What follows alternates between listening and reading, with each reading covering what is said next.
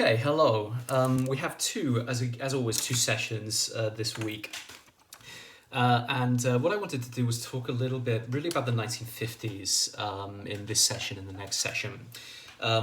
We've seen now, haven't we? We were introduced to the Communist Party, Communist Parties last week, and I talked a little bit about we talked about the political process of how the Communist Parties, with in many cases considerable help from the Soviet Union, which of course was the most important country in the communist world at this stage before Mao's China, before any other, assisted these communist parties in taking power throughout the region.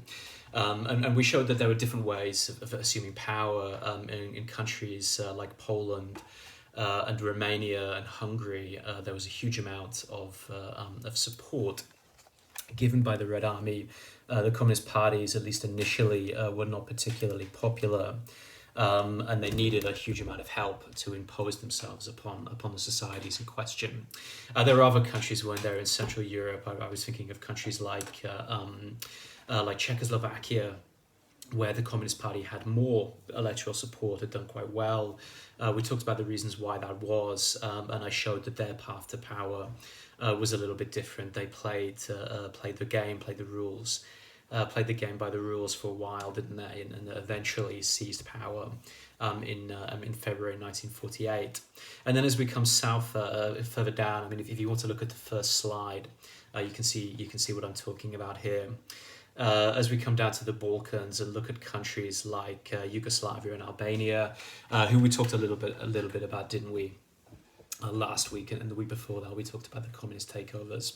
The communist revolution, the communist takeovers there was more like a sort of a military affair, wasn't it? They had won these civil wars, won these conflicts during the Second World War, and their path to power was also a little bit different. These processes are all things that maybe you will know a little bit better now, because by the time I record this, you will have started work or finished, in most cases, work on the first assignment, the national case studies. So the reading that you would have done for those from Crampton and from Norman Naimark's book and from Rothschild's book will give you a better sense of, at least in the country that you looked at, how this process took place. And of course, in each case, the path to power was a little bit different. What I want to do in today's classes, and in the classes that I'm recording now, in this first session, I want to talk a little bit about. I want to talk mainly about the 1950s, and in this first session, I want to talk a little bit about how the communists, once in power, began to build their regimes, began to build, their new society, started to sort of make inroads into building the communist world. So we'll talk a little bit about that. Now there are really sort of two strains, I guess two themes in this first lecture. The one is that the 1950s, not in all cases, but in most cases in Central and Eastern Europe, this was a period of considerable terror and considerable oppression. We'll talk a little bit about the reasons why that was, but in a sense, the communists were coming to power at the end of this very bitter period of civil war, of conflict, the Second World War. As we've seen a few weeks ago, the Second World War in Central and Eastern Europe was particularly savage, particularly brutal. So there was a lot of bad feeling. There was also a real sense that as the communists came to power, that there were still forces in the countries, in the country, in society, that maybe would be hostile to this communist takeover. That there were still forces out there, what the communists would have called counter-revolutionaries, who wanted to reverse the revolution that the communists had carried out. And so this was an impulse towards considerable terror, considerable violence, considerable oppression, locking people up, executing people, putting people on trial. The communists sincerely believed that there was a lot of danger out there. This was a very difficult, a very traumatic period in Europe, not just in Central and Eastern Europe, but throughout the continent, as these countries were moving out of war and into peace. So there was a palpable sense of insecurity, and the communists were sort of attempting to sort of get a foothold onto power, and this created a lot of sort of a lot of terror. Now that's not the only strain, and again, I mean, one sort of comparison that you could make would be the Soviet Union during the 1930s, during this period of sort of building the state, during this period of sort of terror within the country. The atmosphere in Central and Eastern Europe in the 1950s was quite similar to that. Now, this wasn't the only mood. This wasn't the only atmosphere within the country. It was also, believe it or not, despite this sense of terror, despite this sense of ordeal that people had gone through, this was also a period of kind of construction and a period of hope.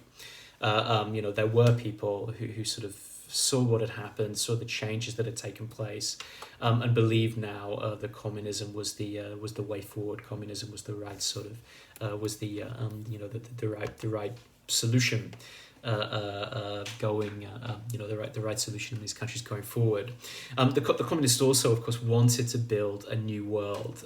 They wanted to effect the revolution, which they believed, and they sincerely believed that this would be an improvement on what had gone before. They looked at the interwar period, which we've established was generally considered to be a failure, a political and an economic failure, social failure.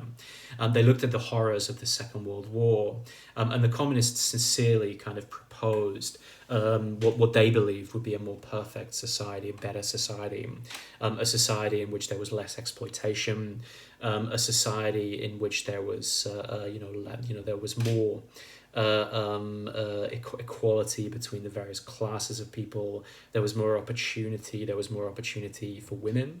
There was more education. There was more culture. There was more leisure. There was more sport. The communists still at this stage believed sincerely that their ideology, that their political program could deliver these societies into an improved state. And there were very many people who believed this too. And despite the terror, despite the uncertainties, despite the difficulties of the Second World War, there were many people who believed these things as well. Now, in the second session, we want to talk a little bit about what happens, the transformations which take place in the region when Stalin dies in 1953. Ultimately, Stalin is replaced, but we'll talk about how this happens in the second session. But when Stalin dies, he's ultimately replaced. There's a power struggle, and the ultimate winner of this power struggle is a man called Nikita Khrushchev. And Khrushchev ushers in a different relationship with the, a different relationship with the satellite communist states of Eastern and Central Europe. A more, what appears to be a more relaxed and a more liberal approach. Now, there are limits to this liberalization, and as we look at the case of Hungary, we'll see just how severe the consequences for an Eastern European state can be if the limits of this Khrushchev relaxation are pushed.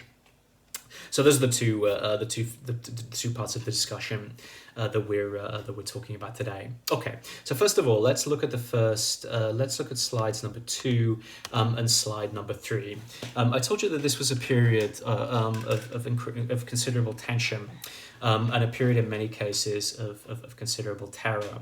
Once the political revolutions, once the military revolutions had taken place, once the communists came to power, or as they came to power, from 1945 until sort of 1948, 49, as I mentioned at the beginning of this lecture, there was also a considerable sense, a considerable feeling that there were still enemies at large, there were enemies abroad, that this radical new left-wing revolution, this communist revolution, was taking place, and that there were still many hostile forces hostile to the revolution, hostile forces to the changes that were taking place, and that they needed to be dealt with.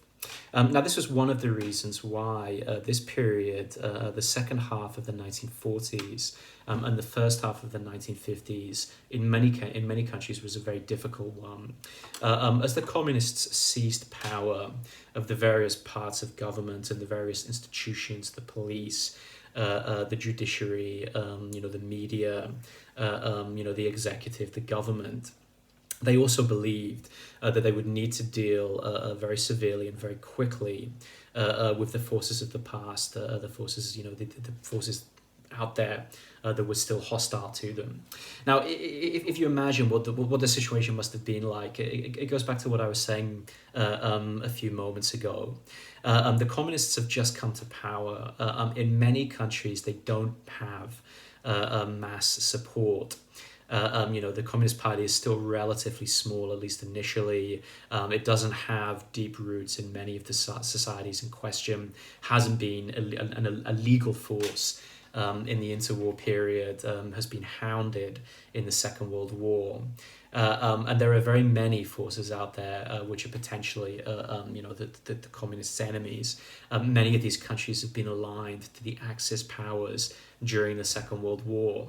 Countries like Hungary, countries like Romania, countries like Bulgaria, the governments of those countries had been allied with Nazi Germany and with Fascist Italy. The same situation in Yugoslavia, the same situation to a certain extent in countries like Czechoslovakia, which were occupied and had collaborationist, quisling regimes during the Second World War. There were many of the people who had been involved in politics, in the army, in media, in newspapers, in public life, were potentially very hostile to the communists. They had collaborated with the Axis. They had been pursuing communists during the Second World War. And of course, even if we go further back, if we look at the interwar period, if you remember, if you look again at the slides that I put up for those lectures, very many of those groups were also enemies of the communists, those dictatorships of the interwar period, places, in like Yugoslavia, Alexander Karađorđević, Boris III in countries like Bulgaria. So they were also potentially enemies of the communists and enemies that the communists believed they needed to be dealt with. So dealt with them they did. In these countries, courts were set up. Political trials were sort of established, and the intention was to try to deal with these potential enemies as quickly as possible. Now, this in slide number 2, I've put up an image of the National Court, the largest communist-controlled court in the Bulgarian capital, Sofia, the so-called People's Court. And you can see this is very early on, before the communists properly seized power. This is in December 1944. One of the key trials that the Bulgarian People's Court was sort of put through. I've put the Bulgarians up only because they're the most they are amongst the most sort of the trials that took place in Bulgaria were amongst the most harsh, the most severe. You can see some of the statistics, some of the figures, some of the details that I've put down on this slide. In this country, the Bulgarian People's Court sentenced to death almost the entire wartime government. And there are smaller scale tribunals, usually of 4 or 5 people in villages and towns and cities throughout Bulgaria, who were also handing down these sentences. Very often they were called out in very short order. They often involved the death penalty, but sometimes these were very long prison sentences as well. And that there was a sense that there was on the one hand a sense that people had collaborated and that justice needed to be delivered to them, but at the same time this was also a case of the communists eliminating their opponents, eliminating their enemies. So this was happening throughout Eastern and Central Europe during the period immediately after the Second World War. Trials were put on, the communist enemies were accused, and in this way the communists were able to sort of consolidate control over their political enemies. Now, in slide number 3, we'll see that, in fact, from 1948 onwards, this process of judicial, handing down trials and handing down death sentences and prison sentences to political enemies turned inwards from 1948 onwards. If you remember when we talked about Yugoslavia, I talked about Tito. I talked about his confrontation with Stalin, and I talked about Stalin's sort of fury that he was not successful in that he was not successful in bringing Yugoslavia, removing Tito, eliminating Tito, and bringing Yugoslavia back into the communist bloc. In fact, Tito and the Yugoslavs successfully eked out on their own, as you may remember from the lectures that I posted in last week's in week what are we now, week 6, aren't we? So week 5's 5 sessions. When this happened in 1948, Stalin became deeply concerned that a new Tito might emerge elsewhere in the bloc, that this might be the beginning of a domino effect, that independently minded communists could emerge in places like Hungary, could emerge in places like Poland, could emerge in places like Czechoslovakia. Now, of course, if this happened, what it would mean is that Stalin would very quickly lose control of the communist bloc that he had so painstakingly established and constructed at the end of the Second World War. Stalin didn't want that, of course. This is the beginning of the Cold War. Stalin needs a sphere of interest for all of the reasons that I explained a few weeks ago. Stalin wants this buffer zone of friendly states. So the prospect of it crumbling, and Yugoslavia being the first kind of piece of Jenga that brings the entire bloc down, was of great concern to Stalin. So he ordered trials and purges inwards of the political parties throughout the bloc.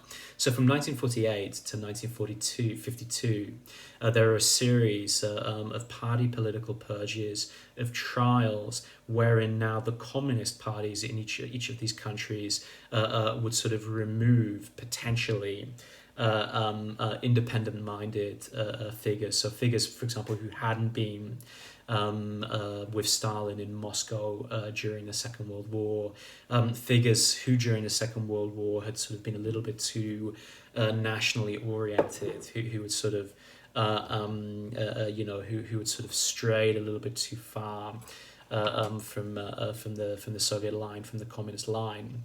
So basically what's happening is in the first place, the communists are targeting bona fide political opponents, people who are not going along with the communists, people who they claim rightly or wrongly have collaborated with the Axis powers during the Second World War. They're removing non-communist enemies. They're making sure that their revolution, that their various seizures of power cannot be compromised.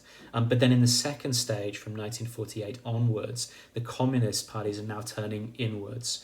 They're purging themselves at the behest of Stalin of potential figures who might emerge as a new Tito. So figures who might be too sort of independent-minded, who might be in the future opposed to the Soviet Union. They're getting rid of these people as well. Now, this is mixed up with a very nasty strain, but a very virulent strain of anti-Semitism. Some of you may know that at around about this time, the last years of Stalin, from 1945 until his death in 1953, Stalin became increasingly concerned about the Jewish question within the Soviet Union.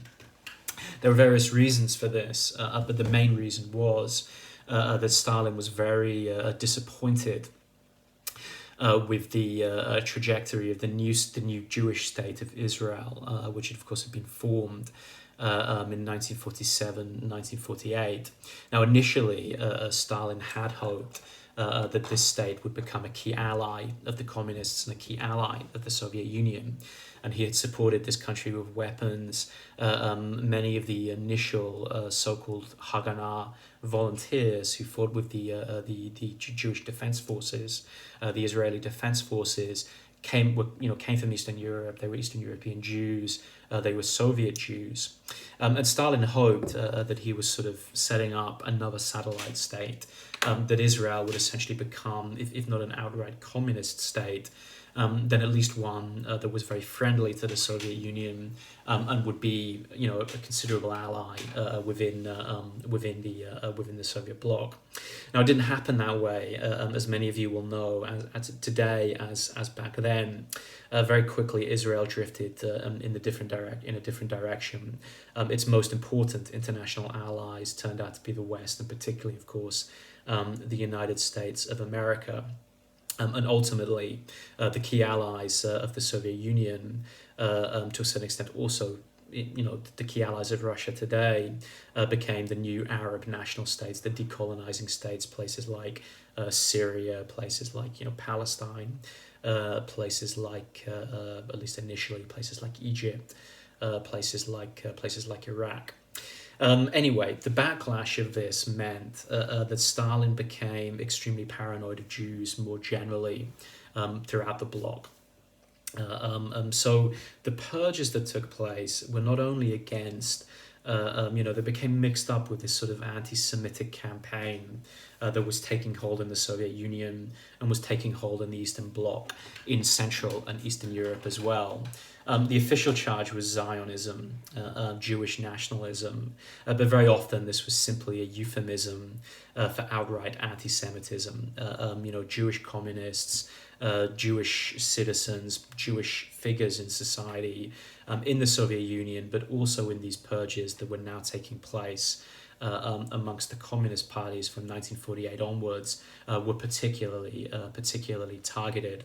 Now, in this picture, in slide number 3, have a picture of Rudolf Slansky, who became one of the victims. Slansky was a Jewish communist in Czechoslovakia, who became one of the key victims of these anti-Semitic so-called Zionist purges. Now, there's no morality in history, and I don't seek to draw a moral lesson from any of this. But the case of Slansky is nevertheless an interesting one, and a piquant one. Slansky, before 1948, had been one of the most vicious persecutors of non-communists. These initial wave of trials, these people's courts, which were targeting the democratic opposition, which were targeting the non-communist opposition. Slansky was instrumental in setting those up and signing very many death warrants up until 1948. From 1948 onwards, because of his Jewish background, and because he was somebody who was identified as potentially someone who was not 100% loyal to Stalin, he now himself became the target of one of these trials. And indeed, he was arrested, he was put on trial, he was forced to read out a confession of all of these fantastic crimes, supporting Israel, supporting the West, and ultimately he was executed. The Czechoslovak communists dealt with Slansky in a particularly malicious way. He was cremated, and his ashes were not buried. In fact, they were mixed into concrete and used to lay one of the new motorways that the communists were building out of Prague.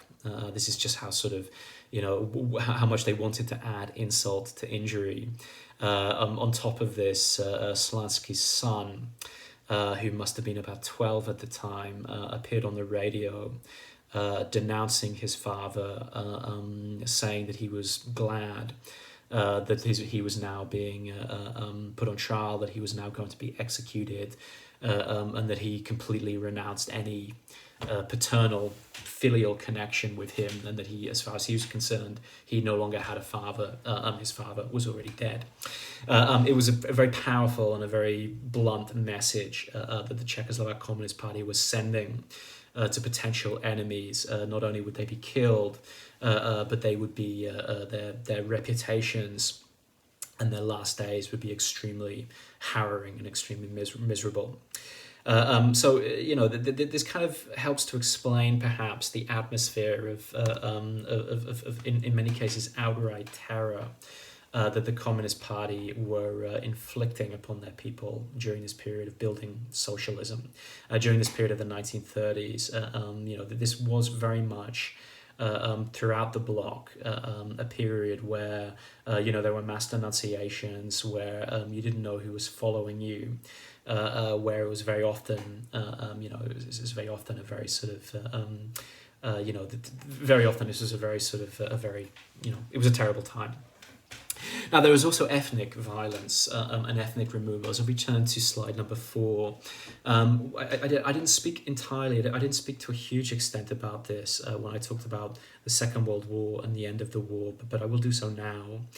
We have talked, haven't we, about how in the interwar period and during the Second World War, a lot of the political problems emerged because the states that we were interested in, because the states in Central and Eastern Europe were not mononational states. In many cases, they had large ethnic minorities, most importantly, of course, Germans, but also whatever, Slovaks, Ukrainians, Hungarians. Of course, there was a very large Jewish population in Central and Eastern Europe, particularly in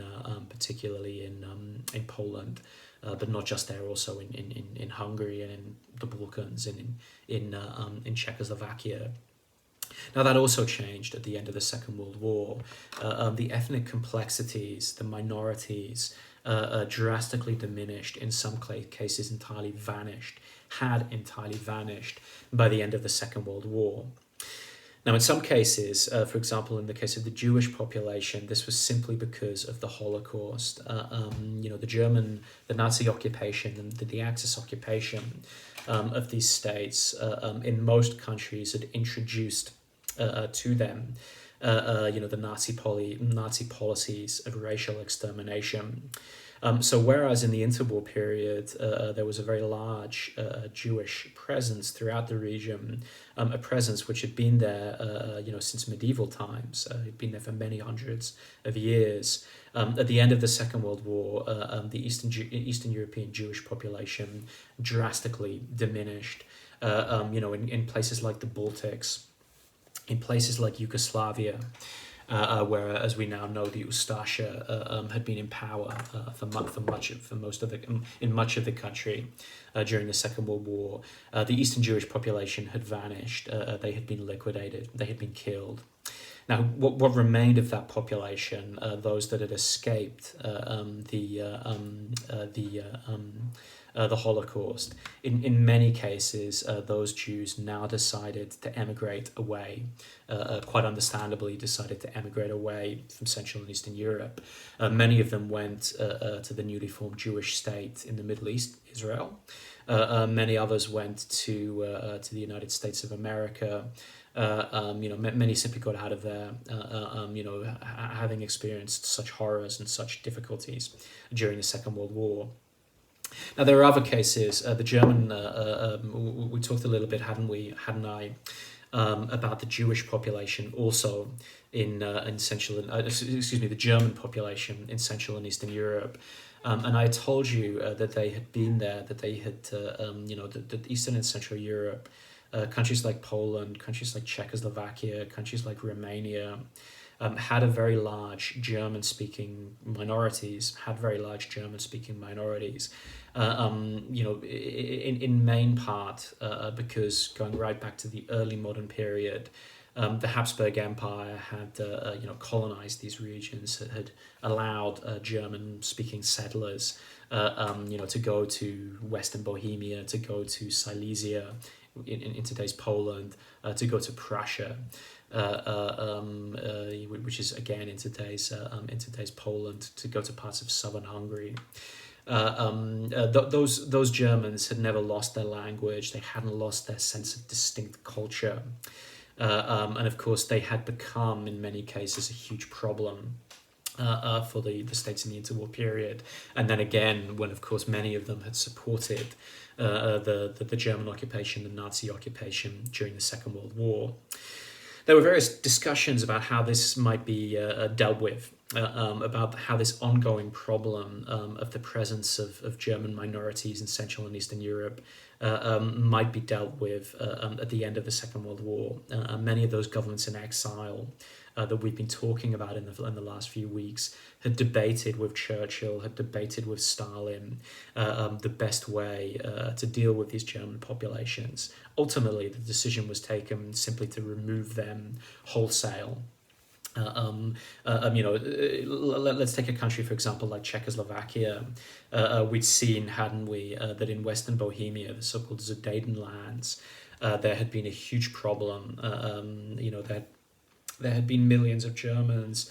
Many of them had been unhappy to be in the Slav state, the Czechoslovak state.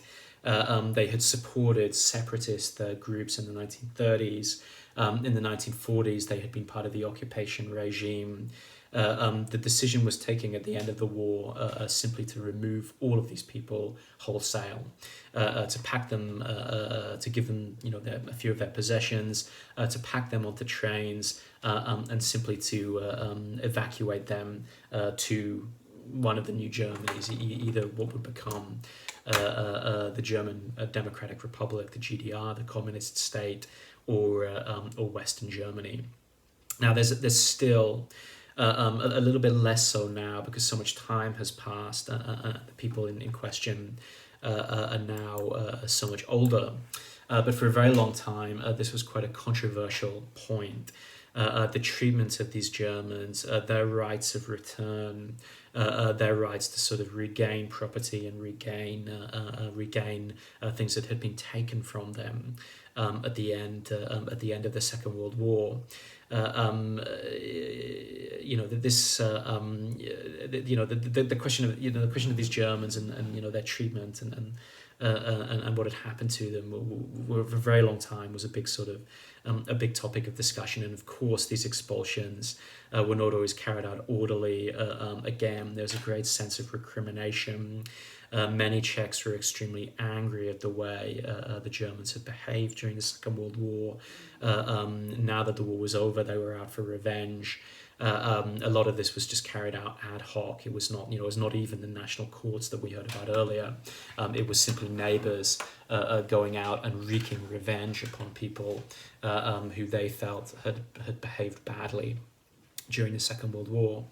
But anyway, ultimately, the political decision was made to simply remove those people wholesale from the countries. And as a result of this, from the end of the Second World War onwards, from sort of 1945, 1946, 1947, the states of Eastern and Central Europe no longer had sizable German minorities. All of those had been sort of expelled. What this meant was that, although in the interwar period, the new states, we talked about Woodrow Wilson and we talked about national self-determination, and I explained that each of these new states was extremely ethnically diverse. Poland, Czechoslovakia, all of these countries had large minorities, Germans, Ukrainians, these sorts of groups. At the end of the Second World War, this was no longer the case. Because of the Holocaust, because of the various waves of ethnic violence that took place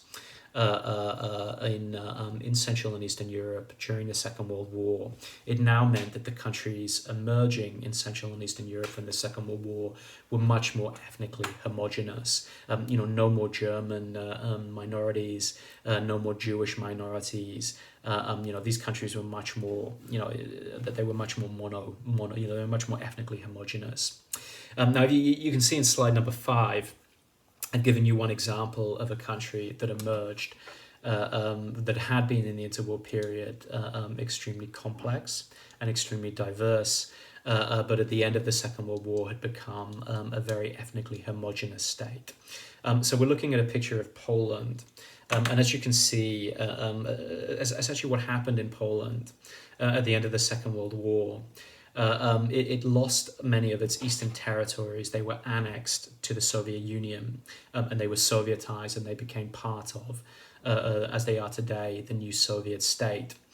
So those were territories that included, for example, a lot of Ukrainians, a lot of Balts. So these were very sort of ethnically diverse territories. So Poland lost those. But in return, it gained territories in the West. You can see them on this map. That had been part of Prussia, so the German Empire, the Third Reich, during the Second World War. So Poland gained those territories, like I say, mainly in Poland, but also some territories down in the south, in what is the region that is known as Silesia. The Poles, quite simply, the Poles who had been living in the Eastern territories, the territories that would now go to the Soviet Union, were simply shifted out of those territories and moved into the newly reclaimed Western territories. So in fact, Poles themselves were being ethnically cleansed from their own country, from one end of their own country to the other end. And again, let's not underestimate that this is an extremely traumatic and an extremely difficult experience for people to go through. This is not simply a case of getting on a train and traveling half a day and moving. In some cases, we're talking about, imagine the for some unknown reason, or the whole of Dublin, County Dublin, and the whole of County Kildare was sort of, all the people who were living there, all the families, the old people, the young people, the men, the women, people with jobs and schools and people at university, were simply removed from those territories and shifted wholesale to to County Kerry or to County Mayo. It would be an extremely sort of traumatizing and difficult experience, and it was for the many Poles who went through this as well. Now, sticking on Poland for 1 minute, those so-called newly reclaimed territories, those territories that the Poles took from Nazi Germany, so those territories in Prussia and Silesia, they were known as the reclaimed lands, and the distribution, the control of those was, of course, taken by the communists. So the communists were in control and in charge of who got the land, who got the property, who went where. And this was another extremely powerful office, another example, as I said a couple of weeks ago, of the Communist Party seizing control of the most important offices of state. They were able to curry favour, they were able to sort of gain support with judicious distribution of land and property in these newly reclaimed territories.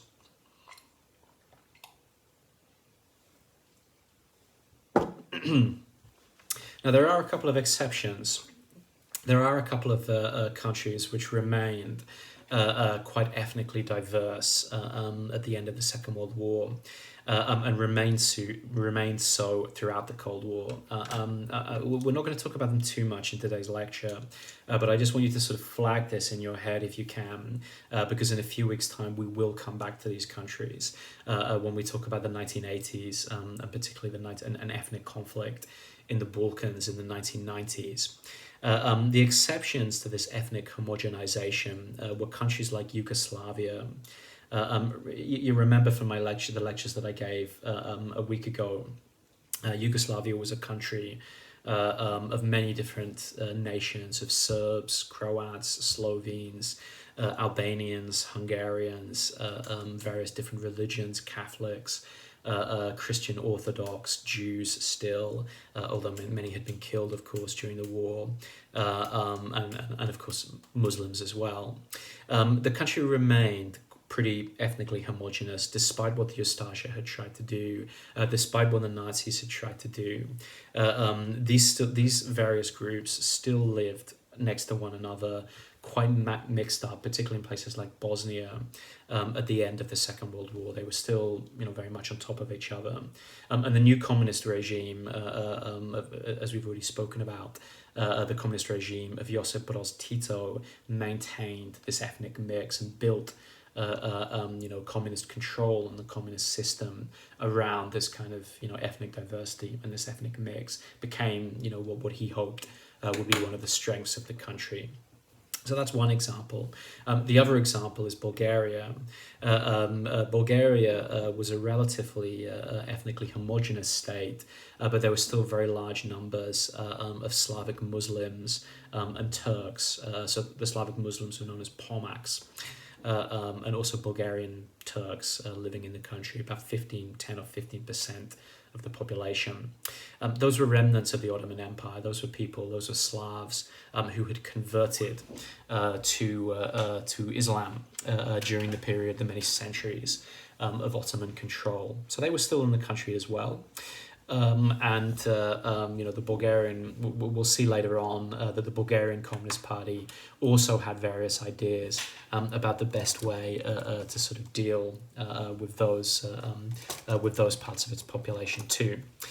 So a few exceptions, but generally speaking, the communist parties had removed, or for one reason or the other, various ethnic groups had sort of been removed from these territories. Okay, what was it like to live under communism? It's one of our key. Let's move to slide number 6 now.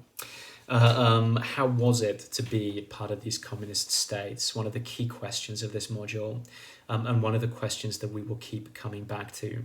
How did the communist parties rule? How did they organize political life? Well, now that the communists had come to power, they were not going to quickly relinquish their control. They now became essentially the sole political force in Central and Eastern Europe. The one kind of political power broker, the one political force within the country were the communists. They did not share power. They did not have elections with other political parties, as had happened briefly in the interwar period, and as happens once again in the 21st century. The Communist Party was the sole political, economic, and cultural force within the country. Now, there were other political parties. Some political parties were allowed to exist. Mainly remnants, holdovers from the interwar period. But those political parties were not given any individual separate power. They were incorporated into the communist power structures. They had their memberships, they had their activities, but they were not allowed to run in elections. They were very sort of tamed parts of the communist setup. The communist parties were now the sole sort of driving force of transformation, the sole driving force of change within the countries. Now, their membership swelled. I had mentioned a couple of weeks ago that the communist parties in many parts of the country, in many parts of Central and Eastern Europe, were very small at the end of the Second World War. From the period of 1945 until 1948, this transformed quite dramatically. I've put some figures down here in the third bullet point on slide number 6. Take Czechoslovakia, for example. The membership of the Communist Party at the end of the Second World War was 47,000 people. That's bona fide card-carrying members of the Communist Party, the Czechoslovak Communist Party, not people who voted for them, non-members, for example, who voted for the party. Of course, they would be much larger numbers. But at the end of the war, this was 47,000 people. By 1948, this had risen to 2.67 million people. In Hungary, the Communist Party at the end of the Second World War had a mere 2,000 members. In 1948, it claimed 884,000, so almost a million members, and this continued to rise in the 1950s. In Romania, I think I'd mentioned that the Communist Party was minuscule, just 1,000 members. This is in a country with about 15 million people. In 1948, once the communists had come to power, the numbers had gone up to 800,000. Now, why was this? There were various reasons. There were people, if we think back to Czeslaw Milosz, and we think back to the reasons why people might embrace communist rule, there were people who had not been politically active before the Second World War, who now were not communists before the Second World War, who now did believe, did become believers in the Communist Party. That they could see that the Communist Party was in control. They could see that it was not going anywhere. That was one thing. It was a fait accompli, communist power. But in many cases, they also saw the positive things that the Communist Party seemed to be achieving. I'll talk about in more detail about them in a moment. But we're talking about things like building roads. We're talking about things like building places to live. We're talking about things like repairing the war damage. Building schools, building hospitals, building infrastructure. The communists were very active, were very energetic, not just in persecuting their enemies, but in also trying to show the societies that they were taking power in, that they were going to build a better world, that the communists could deliver modernity, could deliver education, could deliver prosperity. That they ultimately, the communists believed at this period that if they were to keep power, they couldn't terrorize everyone, and in fact they didn't want to terrorize everyone. Given the choice, they would rather persuade people by giving them a better life, by showing them that they could build a better world, that they could build a better system. And many people did believe that. Many people said, well, you know what this is? They're building tunnels, they're building roads, they're building highways, they are improving the standard of living. Maybe this communist revolution is going to deliver. And my God, look at the last 20 years. We had this huge economic crisis, this capitalist crisis in the 1930s. We had dictatorship. We had Axis occupation, we had Holocaust, we had killing. Maybe the communists can bring us in.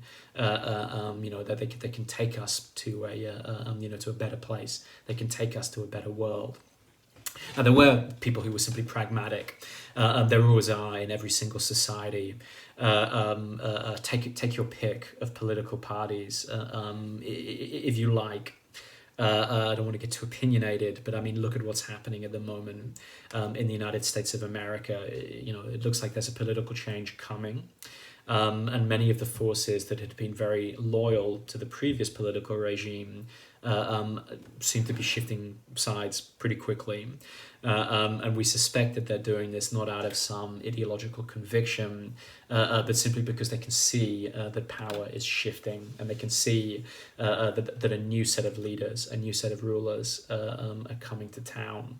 Now, there were very many people also in Central and Eastern Europe who saw that, who simply said, look, I don't like them. I didn't like them. I don't have strong feelings towards them, but they are so obviously in control. They're backed by the Soviet Union. The West is not going to change. Is not going to sort of push them back. These are the new leaders. These are the new rulers. We simply have to get with the program. So there were many people who also felt like that. Felt simply that a new show was in town, that if they wanted to succeed and in some cases simply survive in this new society, they needed to go with the flow. So many people picked up their cards and joined the membership, joined the communist parties in the countries in question purely for those reasons. And that's also a reason why the membership spiked. Now, it's a phenomenon that we'll be coming back to. It never goes away. Because, as I've already mentioned, the communist parties in these countries were so all-powerful, because they controlled the economy, because they controlled politics, because they controlled almost all aspects of life within these states. If you simply wanted to do well for yourself, if you wanted a good apartment, if you wanted to shop at the best shops, if you wanted your children to go to better schools, if you wanted to travel, if you wanted to get on the short list for a new car. It helped if you wanted to get a promotion at work. It helped immensely if you were a member of the Communist Party, and there were very many people who simply did that because they could see that as a just as sort of a level of individual career advancement or personal advancement, joining the Communist Party was a sensible thing to do. So many of those inflated numbers, it's not always because all of a sudden people were enlightened and people opened their eyes to the rectitude of communism. In many cases, it was simply because people could see that the Communist Party was not going anywhere. Now, there's a very good book which was published in the 1950s by a figure who I've mentioned already, Milovan Djilas. You may remember that he was the Montenegrin communist who had escorted the Yugoslav delegation to Moscow in 1947 and 1948, and had had a front row seat as the Yugoslavs broke away, from the Soviet Union. He had sort of, been up close and personal with Stalin during those years, and he had practically, as Stalin raged against the Yugoslavs, the spittle coming out of his mouth was practically landing on. So it's a bit disgusting, isn't it? But that's what he writes about in his book, Conversations with Stalin. He has a very good follow-up book, which is called The New Class, published in English in the 1950s. Djilas also broke from his own Communist Party. He was one of the very early dissenting voices in the 1950s. And Djilas wrote a book called The New Class, in which he says, that there's a new problem we're creating a new problem for ourselves because we're making it so favorable and so beneficial to be a member of the Communist Party. The best jobs, the best opportunities, the most prosperity, the most wealth. It accrues to people who are in the party, and if you're very high up in the party, your position is extremely favorable. And Djilas was complaining that in Yugoslavia, but possibly also outside of the bloc as well, this problem of sort of benefiting and giving so many benefits to the membership of the Communist Party was creating what Djilas called a new class, like a new bourgeoisie, a new exploiting class. It was no longer a matter of the middle classes and the working classes. It was now a matter of this kind of communist middle class exploiting a non-communist party. Now, ultimately, Djilas would believe that this was inevitable in a one-party system, in a system like the one that I've just described, where the communists control everything. He began to think that this was an inevitable problem, and one that would mean that the only way to sort of, the only proper way to run a country was to have more than one political party. That's ultimately where his thinking went. And he was imprisoned, of course, in Yugoslavia. He was thrown out of the party by Tito, and was ultimately imprisoned for these kind of heretical thoughts and things that he was writing down. Okay, it was a period of rapid transformation. This will be my last point in slide number 7. What happened in from the end of the Second World War up until the middle end of the 1950s was a dramatic transformation affected by the communist parties, by the communist governments on Eastern European and Central European society. Their model, their blueprint, had been what they believed Stalin had achieved in the Soviet Union in the 1930s, which is to say, rapid industrialization, collectivization of agriculture, completely creating by pure sort of political will and political force, industrialized economic countries, modern countries. This happened in Eastern and Central Europe very, very quickly at the end of the Second World War. They were transformed from largely agricultural societies with small holdings and this kind of thing, into industrial countries, countries with mines, countries with factories, countries with an industrial base. And also that what remained of agriculture was now collectivized, so it was reorganized into state farms. So things like 5-year plans, the things that they believed had been successful in Stalin's Soviet Union, the collectivization of agriculture, rounding up private farmers and moving them onto state-owned farms where their labor would be, they believe, for the benefit not just of them and private owners, but for the entire country.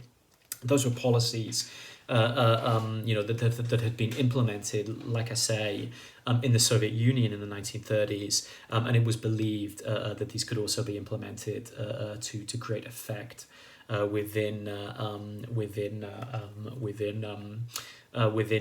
Eastern and Central Europe as well.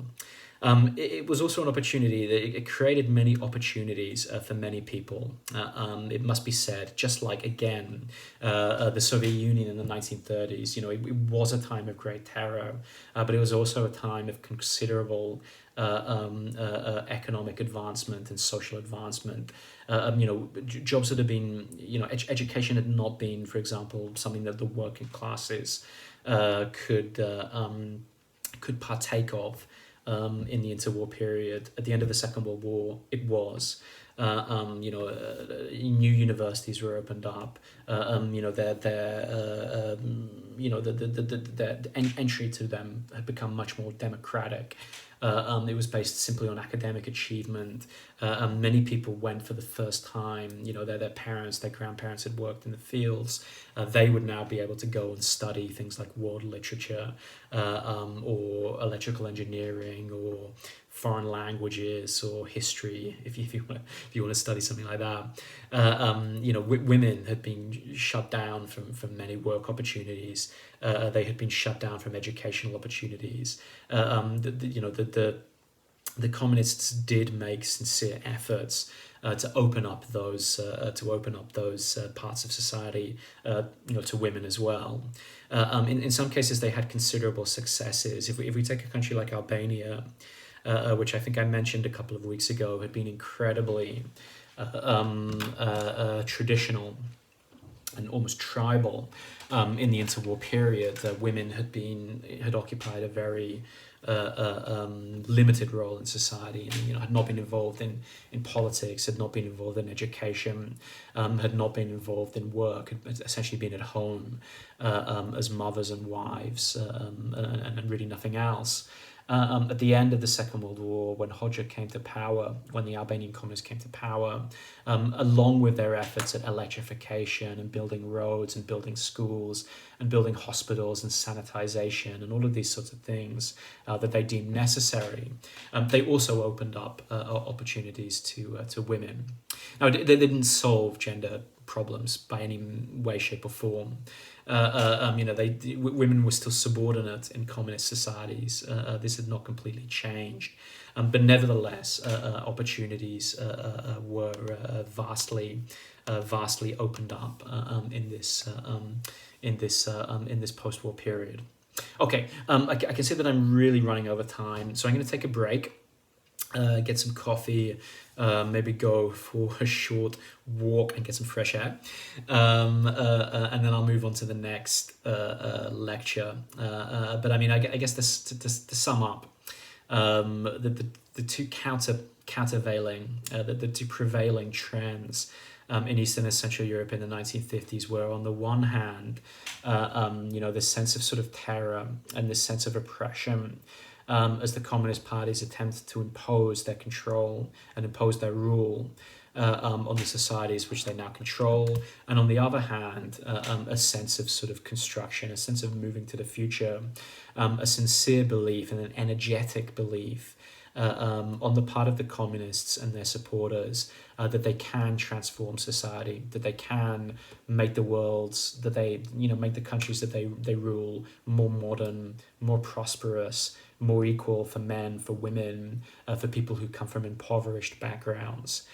These are the two kind of paradoxical strains that are felt in newly communist Eastern and Central Europe at the end of the Second World War.